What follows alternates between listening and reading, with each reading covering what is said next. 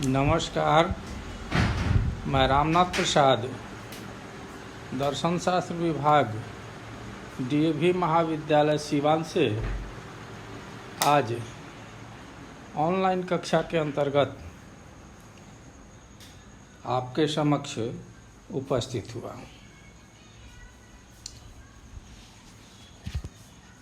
आज हम लोग पिछली कक्षाओं की तरह ही इच्छा या डिजायर के नैतिक महत्व पर विचार करेंगे। यह इस व्याख्यान का 5वां भाग है। पिछले व्याख्यानों में हमने इच्छा या डिजायर के स्वरूप, आवश्यकता या भाव से इसके भेद, चरित्र के साथ इसका संबंध और यूनिवर्स ऑफ डिजायर के बारे में चर्चा की थी। आज हम लोग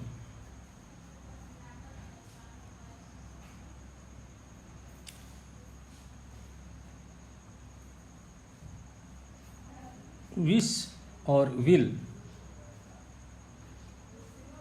के संदर्भ में डिजायर या इच्छा की नैतिक स्थिति पर विचार करेंगे।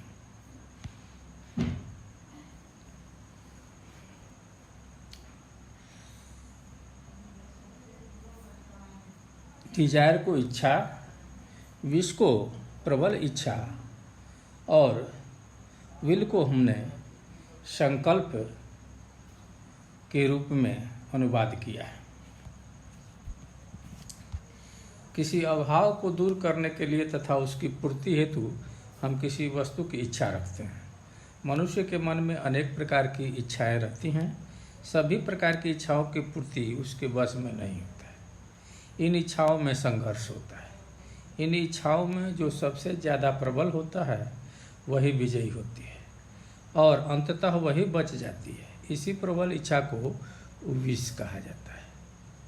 अर्थात मनुष्य के मन में अनेक प्रकार की अभिलाषाएं या इच्छाएं उत्पन्न होती हैं, परंतु सीमित संसाधन और सीमित समय में कुछ ही आवश्यकताओं को या किसी एक आवश्यकता को पूरा किया जा सकता है, तो इच्छाओं में संघर्ष होता है, आपस में प्रतियोगिता होती है और अंत में निर्णय लिया जाता है कि किसी एक इच्छा को पूरा किया जाएगा, किसी एक आवश्यकता को पूरा किया जाएगा और वो आवश्यकता जो सरवाइव करती है वो सबसे ज़्यादा प्रबल होती है, इसलिए उसे विश कहा जाता है। मैकेंजी के अनुसार जिन इच्छाओं की शक्ति संघर्ष के कारण नष्ट नहीं होती बल्कि स्थिर रह जाती है, उन्हीं को प्रबल इच्छा कहना चाहिए। A wish is dominant on single desire, whereas will depends upon the dominance of universe of desire. इस तरह प्रभावहीन इच्छा इच्छा कहलाती है और जब वही इच्छा प्रबल हो जाती है तब उसे विश कहते हैं। इसी इच्छा की पूर्ति के लिए व्यक्ति संकल्प कर लेता है और सक्रिय हो जाता है। प्रत्येक व्यक्ति का अपना अलग इच्छा क्षेत्र होता है। सभी विश व्यक्ति के इच्छा क्षेत्र के अनुसार नहीं होती हैं। जो इच्छा व्यक्ति के इच्छा क्षेत्र के अनुकूल होती है वह स्वीकृत होकर संकल्प बन जाती है और जो इच्छा क्षेत्र के प्रतिकूल होती है उसे अस्वीकार कर दी जाती है और वहीं समाप्त हो जाती है। मनुष्य के मन में बहुत सारी भावनाएं आती हैं।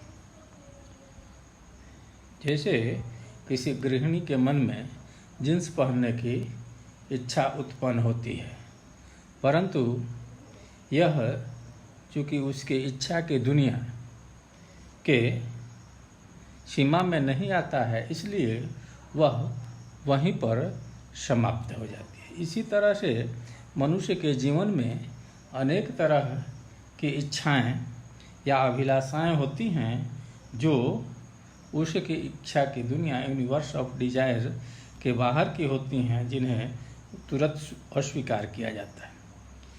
स्वीकृत इच्छा की पूर्ति के लिए व्यक्ति संकल्प प्रयत्नशील हो जाता है। उदाहरण के लिए एक दुकानदार की आर्थिक स्थिति अत्यंत कमजोर है, वह ग्राहकों को कम तौल कर देता है। कम तौलना उसके प्रकृति के खिलाफ है, उसकी विश कुछ और है, परंतु उसका इच्छा क्षेत्र जो उसकी दरिद्रता से बना है उसकी विश को अस्वीकार कर देता है और कम तौलने के संकल्प का साथ देता है। मैकेंजी के अनुसार डिजायर विश बन जाती है तब वह वोल्यूशन या विल पर पहुंचना चाहती है। अर्थात जब कई इच्छाओं में से एक इच्छा को चुन लिया जाता है और तब उसे पूरा करने की इच्छा ज़्यादा प्रबल हो जाती है, इस अवस्था को वोल्यूशन या विल की अवस्था कहा जाता है। परंतु परिस्थिति से बाध्य होकर कुछ देर के लिए रुक जाती है, यानी पूर्ण आकांक्षा के बीच अभिलाषा एक मध्य मार्ग है। Desire becomes wish when it is ready to pass into volition but is hindered for a time by circumstances, that is to say wish is midway between desire and full volition. अर्थात wish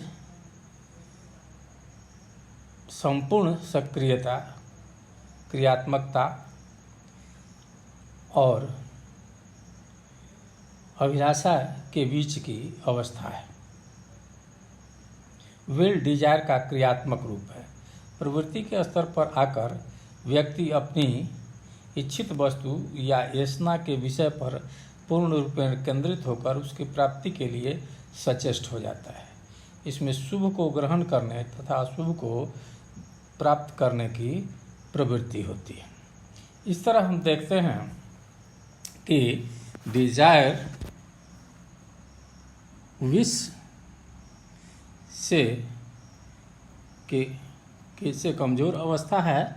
Dzire अनेक होता है जबकि wish कोई एक होता है जो विल में परिवर्तित होता है। अर्थात डिजायर आवश्यक नहीं है कि वह आचरण में परिवर्तित हो और बिना आचरण में परिवर्तित हुए किसी भी तथ्य को नैतिकता का आधार नहीं बनाया जा सकता है। आगे हम लोग